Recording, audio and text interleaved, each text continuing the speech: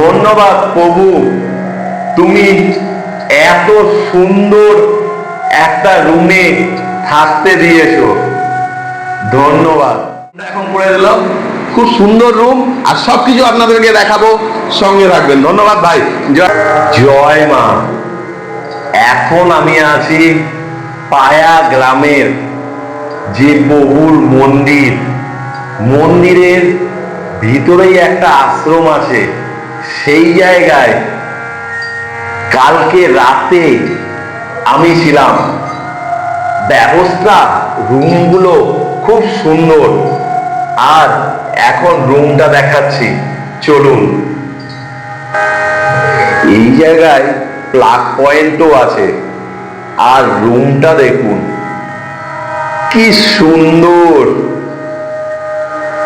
খুব সুন্দর। আর ভাই এই জায়গায় ঘুমাচ্ছে। আমি সারা রাত ঘুমাইনি, ভিডিও এডিটিং করছিলাম।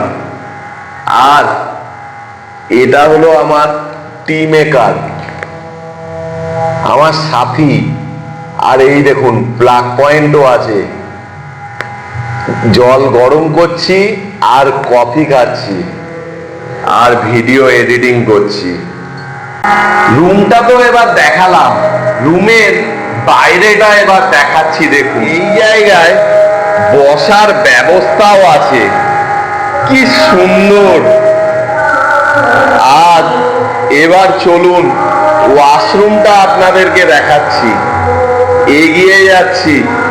আর এই জায়গায় আপনি আরো ওয়াটারেরও ব্যবস্থা আছে আশ্রমে যারা থাকবেন তাদের জন্য।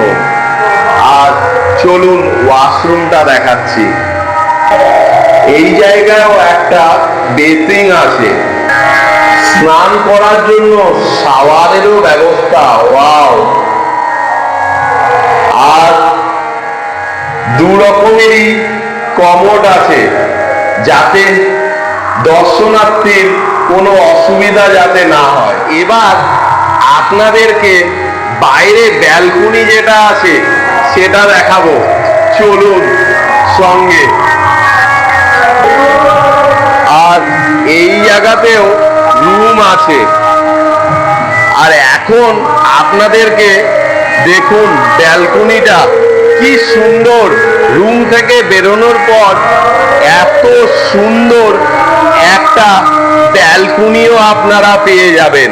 ব্যালকনি থেকে প্রভুর যে নতুন মন্দিরটা হচ্ছে সেটা একদম দেখা যাচ্ছে। দেখুন কি সুন্দর মন্দিরটা বানাচ্ছে, অসাধারণ। আর এটা আমি যা শুনেছি, এটা উদ্বোধন হবে নেক্সট বছর হোলির টাইমে।